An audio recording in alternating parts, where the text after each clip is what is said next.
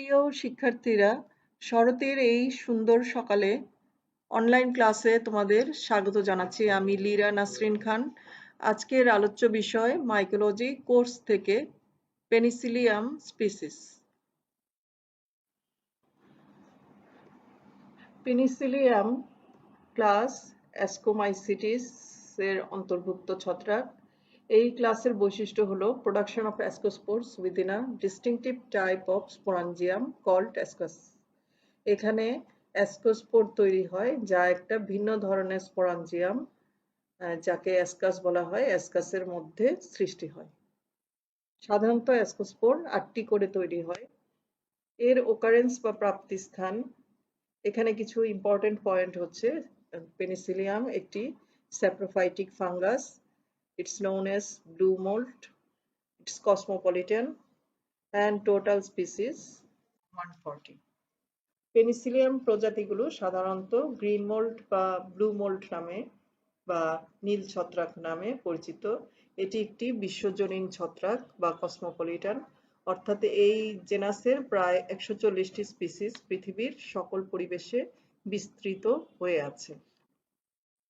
এরা স্বভাবত মৃতজীবী হিসাবে পচনশীল শাকসবজি, পচা কমলালেবু ও অন্যান্য রসালো ফল এবং গলিত মাংসের উপর অসংখ্য সবুজ বা নীল স্পোর উৎপন্ন করে জন্মে। অনেক প্রজাতি চামড়া, পচা রুটি, উন্মুক্ত খাদ্য সামগ্রী এবং বনভূমির বিস্তৃত মাটিতে জন্মায়। অল্প কয়েকটি প্রজাতি মানুষের নাক, কান, গলা, ফুসফুস প্রভৃতি অঙ্গে প্যারাসাইট হিসাবে বাস করে এবং নানা রকম রোগ সৃষ্টি করে। শিল্প প্রতিষ্ঠানে ফার্মেন্টেশন চালানোর জন্য কিছু পেনিসিলিয়াম স্পিসিস ব্যবহৃত হয়। এই ছত্রাকের রেণুগুলি বাতাসে ব্যাপকভাবে উপস্থিত থাকে।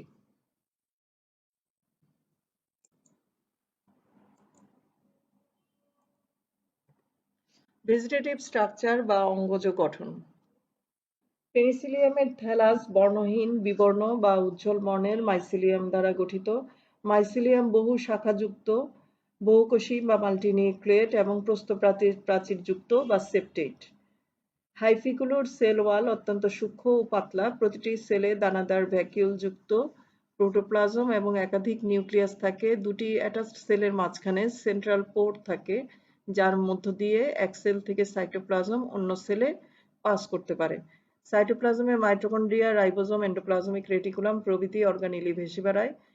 হাইফিগুলি সাবস্ট্রেটামের উপরে ভাসা ভাসা অবস্থায় বা এর সারফেসে জালিকার ন্যায় বিস্তৃত থাকে এবং এর অভ্যন্তরে প্রবেশ করতে পারে। হাইফি থেকে সূক্ষ্ম এবং ক্ষুদ্র রাইজয়েড বের হয়, যা সাবস্ট্রেটামের ভেতরের লেয়ার থেকে ফুড অ্যাবজর্ব করতে পারে।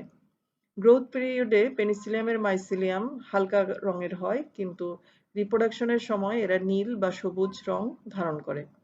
এদের সেল ওয়াল কাইটিন দ্বারা তৈরি এবং সেলে রিজার্ভ ফুড বা সঞ্চিত খাদ্য হিসাবে তেলবিন্দু থাকে।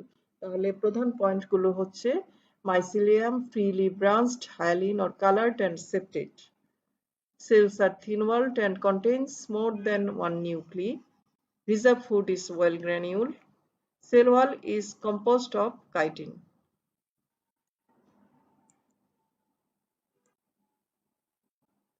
Asexual reproduction বা অযৌন জনন।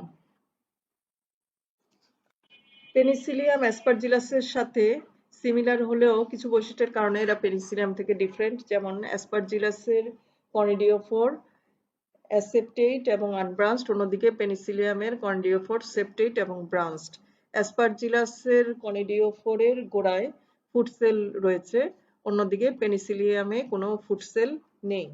অ্যাসপারজিলাসের কনিডিওফোরের শীর্ষে ভেসিকল দেখা যায়, অন্যদিকে পেনিসিলিয়ামে ভেসিকল অনুপস্থিত এবং সম্পূর্ণ গঠনটি দেখতে ঝাড়ুর মতো। অ্যাসপারজিলাসে মেডুলা অ্যাবসেন্ট থাকে, অন্যদিকে পেনিসিলিয়ামে মেডুলা প্রেজেন্ট থাকে। ঝাড়ুর মতো গুচ্ছাকার কনিডিয়া উৎপন্ন করে এখানে অ্যাসেক্সুয়াল রিপ্রোডাকশন সম্পাদিত হয়। কনিডিয়াগুলো লম্বা স্ট্যান্ডের মতো খাড়া হাইফির অগ্রভাগে জন্মে। এই খাড়া হাইফিগুলোকে কনিডিওফোর বলে। প্রতিটি কনিডিওফোর বা এর যে কোনো ব্রাঞ্চের অগ্রভাগে এক নিউক্লিয়াস বিশিষ্ট কয়েকটি ব্রাঞ্চ আবদ্ধভাবে সৃষ্টি হয়। এদেরকে মেটুলি বলে। প্রতিটি মেটুলি থেকে অনেকগুলো ঘন সন্নিবিষ্ট ব্রাঞ্চ একইভাবে তৈরি হয়। এই ব্রাঞ্চগুলোকে স্টেরিগমাটা বলে। অসংখ্য কনিডিয়া চেইন ধারণকারী কনিডিওফোর দেখতে অনেকটা ঝাঁটার মতো বা তুলির মতো বলে এদেরকে পেনিসিলিয়াস, যার অর্থ হচ্ছে স্মল ব্রাশ, বলা হয়। স্টেরিগমাটার অগ্রভাগ অত্যন্ত সূক্ষ্ম। প্রতিটির অগ্রভাগে পুরু প্রাচীরযুক্ত এক নিউক্লিয়াস বিশিষ্ট কনিডিয়া পর্যায়ক্রমে সৃষ্টি হয় এবং এরা সারিবদ্ধভাবে সজ্জিত হয়ে চেইন সৃষ্টি করে। কনিডিয়াগুলো দেখতে রাউন্ড বা ইলিপ্টিক্যাল এবং ব্লুইশ গ্রিন কালার। কনিডিয়াগুলো ডেসিডুয়াস পরিণত হলেই এরা ঝরে পড়ে এবং বাতাসে প্রবাহিত হয়। পরিবেশ অনুকূল থাকলে প্রতিটি কনিডিয়াম জার্ম টিউব তৈরি করে এবং শাখা প্রশাখায় বিভক্ত হয়, ফাইনালি নতুন মাইসিলিয়াম গঠন করে। So we can see that asexual reproduction occurs by means of conidia. Conidia are born in chain on the erect branches called conidiophore. Conidiophores are usually branched. Conidia are typically globose, ovoid, elliptical, or pyriform and may be bluish, greenish, or pale in color. Sexual reproduction বা যৌন জনন। পেনিসিলিয়ামের sex অর্গানের গঠন, আকৃতি ও অ্যাসকাসের বৃদ্ধি বিভিন্ন স্পিসিসে বিভিন্ন প্রকার। পেনিসিলিয়ামের অধিকাংশ স্পিসিস হচ্ছে হোমোথলিক, কিছু কিছু স্পিসিস হেটেরোথিলিক। হেটেরোথিলিক স্পিসিসে অ্যাসকোগোনিয়াম প্রথমে এককোষী হাইফি দ্বারা গঠিত হয় এবং এতে একটি নিউক্লিয়াস থাকে। এটি বৃদ্ধি পাবার সময় নিউক্লিয়াসটি রিপিটেডলি ডিভাইডেড হয়ে 32 থেকে 64টি ডটার নিউক্লি সৃষ্টি করে। নিউক্লিগুলো অ্যাসকোগোনিয়ামের সাইটোপ্লাজমে বিস্তৃত থাকে। এই অবস্থায় অ্যাসকোগোনিয়াম লম্বা, নলাকার এবং বহু নিউক্লিয়াস যুক্ত থাকে। এই সময় কোনো সেপ্টাম তৈরি হয় না। অ্যাসকোগোনিয়ামের সন্নিকটস্থ হাইফি থেকে একটি নরম এবং সূক্ষ্ম শাখা নির্গত হয়ে অ্যাসকোগোনিয়ামটিকে বেষ্টন করে রাখে। একে অ্যান্থেরিডিয়াল ব্রাঞ্চ বলে। এই ব্রাঞ্চের অগ্রভাগ স্ফীত হয়ে একটি প্রস্থপর্দা সৃষ্টি করে এক নিউক্লিয়াস বিশিষ্ট একটি সেল গঠন করে। সৃষ্ট এই সেলকে অ্যান্থেরিডিয়াম বলা হয়। অ্যান্থেরিডিয়াম অ্যাসকোগোনিয়ামকে কয়েকবার বেষ্টন করার পর অ্যান্থেরিডিয়ামের অগ্রভাগ অ্যাসকোগোনিয়ামের প্রাচীর স্পর্শ করে এবং কন্টাক্ট রিজিয়নের সেল ওয়াল দ্রবীভূত হয়ে একটি রন্ধ্র সৃষ্টি হয়। রন্ধ্রপথে দুটি প্রোটোপ্লাস্ট এর ইউনিয়ন ঘটে। অ্যাসকোগোনিয়ামের নিউক্লিয়াসগুলো জোড়ায় জোড়ায় সজ্জিত হয় এবং অ্যাসকোগোনিয়ামটি কয়েকটি সেলে বিভক্ত হয়ে যায়। প্রতিটি সেলে দুটি করে নিউক্লিয়াস থাকে এবং এদেরকে ডাইক্যারিয়ন বলে। প্রতিটি দুই নিউক্লিয়াস যুক্ত সেল অ্যাসকাস মাদার সেল হিসাবে কাজ করে। এরপর ক্যারিওগামি সংগঠিত হয়, অর্থাৎ উভয় নিউক্লিয়াসের মিলন ঘটে। মিলিত এই নিউক্লিয়াসের মধ্যে মিওসিস হয় এবং অ্যাসকোস্পোর উৎপন্ন হয়।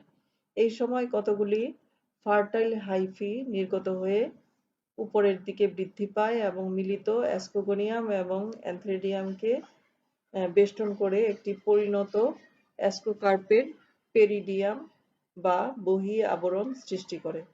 পরিশেষে এটি একটি পরিপূর্ণ অ্যাসকোকার্প গঠন করে, যার নাম হচ্ছে ক্লিস্টোথেসিয়াম। অর্থাৎ এখানে অ্যাসকোস্কার্প is closed, spherical and called ক্লিস্টোথেসিয়াম। অ্যাসকাসগুলো উপবৃত্তাকার বা নাশপাতির মতো এবং অ্যাসকোস্পোরগুলি ডিম্বাকৃতির বা ওভয়েড। প্রতিকূল পরিবেশ যাপনের পর অ্যাসকোকার্প পচে গেলে বা ফেটে গেলে অ্যাসকোস্পোরগুলো রিলিজ হয়। এরা সরাসরি জার্মিনেট করে মাইসিলিয়াম গঠন করে। ইকোনমিক ইম্পর্টেন্স বা অর্থনৈতিক গুরুত্ব। হার্মফুল অ্যাসপেক্টস বা অপকারী দিক। পেনিসিলিয়ামের অধিকাংশ স্পিসিস অর্থনৈতিক ক্ষতি সাধন করে। পেনিসিলিয়াম এক্সপানসাম আপেল, নাশপাতি, আঙ্গুর প্রভৃতি ফল স্টোরে রাখার সময় নষ্ট করে ফেলে। পেনিসিলিয়াম ইটালিকাম ও পেনিসিলিয়াম ডিজিটেটাম লেবু, মাল্টা জাতীয় ফলে নীল এবং সবুজ কনিডিয়া উৎপন্ন করে এবং স্টোরেজে রাখা অবস্থায় পচন রোগ সৃষ্টি করে। পেনিসিলিয়াম পারপিউরোজিনাম ছাপানো কাগজ, বই পুস্তক, খোদাই করা কাঠ বা পাত ইত্যাদিতে দাগ সৃষ্টি করে বিনষ্ট করে। কিছু স্পিসিস মানুষের দেহে রোগ সৃষ্টি করে, কিন্তু অ্যাসপারজিলাসের মতো এত মারাত্মক না। গবেষণাগারে পেনিসিলিয়াম অন্যান্য মাইক্রোঅর্গানিজমের সাথে কালচারে মিশ্রভাবে জন্ম নিয়ে অনেক ক্ষতি সাধন করে।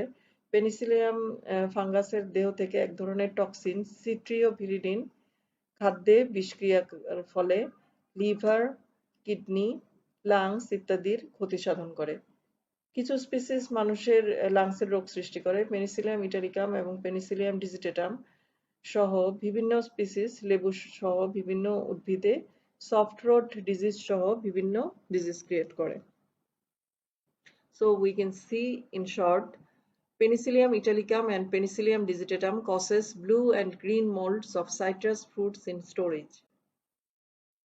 Penicillium expansum causes decay of apples, pears, and grapes in storage. Penicillium purpurogenum spots paper, books, and engravings. Certain species are responsible for the spoilage of textiles and leather goods. Some species are associated with animal and human disease. Useful aspects. কিছু species নানাভাবে উপকার সাধন করে, যেমন বৃহৎ শিল্প প্রতিষ্ঠানে fermentation পদ্ধতিতে বেশি পরিমাণ অর্গানিক অ্যাসিড প্রস্তুত করতে পেনিসিলিয়াম ব্যবহৃত হয়, যেমন সাইট্রিক, ফিউমারিক, অক্সালিক, গ্লুকোনিক এবং গ্যালিক প্রভৃতি অ্যাসিড প্রস্তুত করতে পেনিসিলিয়াম ব্যবহৃত হয়। পনির কারখানায় পেনিসিলিয়াম রকফোর্টি এবং পেনিসিলিয়াম কেমেম্বার্টি প্রভৃতি স্পিসিস রকফোর্ট এবং কেমেম্বার্ট পনির ম্যাচিউর করার কাজে ব্যবহৃত হয়। পেনিসিলিয়াম নোটেটাম এবং পেনিসিলিয়াম ক্রাইসোজেনাম অতি পরিচিত অ্যান্টিবায়োটিক পেনিসিলিন প্রস্তুত করতে ব্যবহৃত হয়। নিউমোকক্কাস, স্ট্রেপ্টোকক্কাস, স্টেফাইলোকক্কাস এবং মেনিনজোকক্কাস প্রভৃতি ব্যাকটেরিয়া জনিত রোগ প্রতিরোধ করতে পেনিসিলিন ব্যবহৃত হয়। কিছু স্পিসিস আর্গোস্টেরল নামক এক প্রকার প্রাথমিক সাবস্টেন্স নিঃসৃত করে। এই সাবস্টেন্স ব্যবসায়িক ভিত্তিতে ভিটামিন সি ও ডি প্রস্তুত করতে ব্যবহৃত হয়। So, Penicillium roqueforti and Penicillium camemberti are used in flavoring cheese. Many species yield organic acids like citric, fumaric, oxalic, gluconic, and gallic acids. Penicillium petulum is used in the production of alcohol. The best known antibiotic called penicillin is obtained from Penicillium notatum and Penicillium chrysogenum.